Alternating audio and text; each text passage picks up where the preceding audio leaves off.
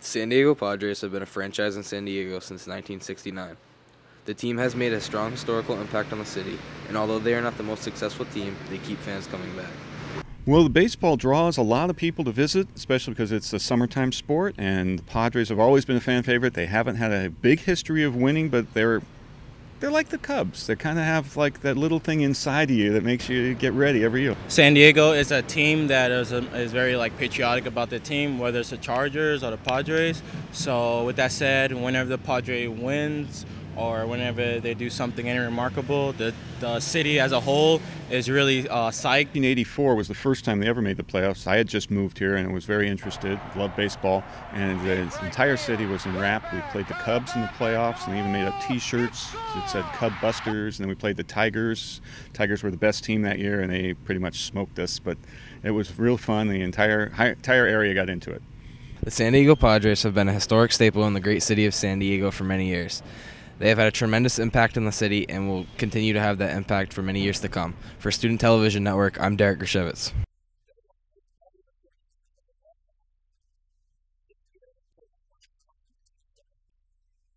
San Diego has a statue and monument that has very significant meaning to the people of the city.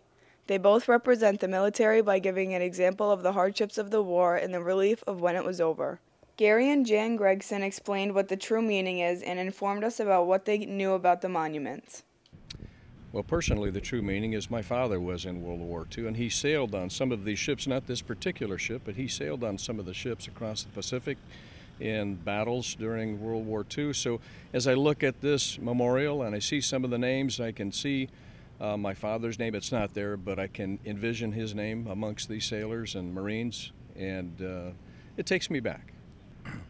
Well, we know little about this particular monument. What we read, that it was one of the first Allied cruisers into Tokyo Bay after surrender, and they never lost a member of their crew, and never lost one crew member. That's one of the really amazing things. We give them a lot of credit for that. Proud of them. Michelle Davis tells us why she came from Buffalo, New York to visit the monuments. To see the ships and the planes and the boats and stuff, because my family was in the military and I like all kinds of military ships and things like that. The history of the military is important for me and my family. San Diego is a city built on historical values, with monuments and museums wanted to be seen from people around the world. From Student Television Network, I'm Sydney Gary.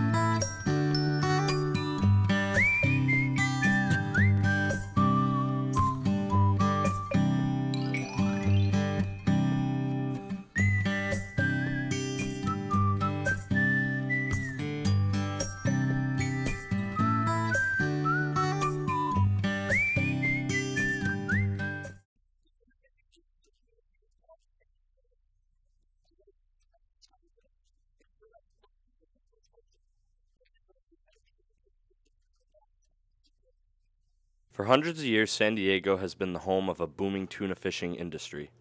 Although very few tuna fishermen remain today due to high prices of gas and upkeep, as well as the Mexican government closing the tuna fishing border, it is still a major historical piece of a once great tuna fishing city.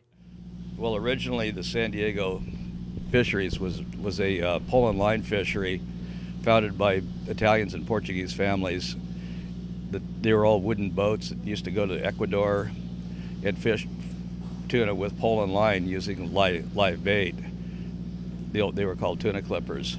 Until just recently, we were considered dinosaurs and just a dying breed, and it was almost a novelty. But in recent time, people have realized that purse seine fishing, there's questions about the resources, and people realized that we had a fishery that had no bycatch. We were a very green fishery. There were a lot of large Portuguese and Italian families that were from San Diego, and the tuna industry was a huge economic force. There were canneries here, and I think the city has tried to keep at least the spirit of that alive. The tuna fishing industry in San Diego has been popular for many years. The city is known for its kindness to its fishermen and for its return in monetary value. For the Student Television Network, I'm Ben DeZonier.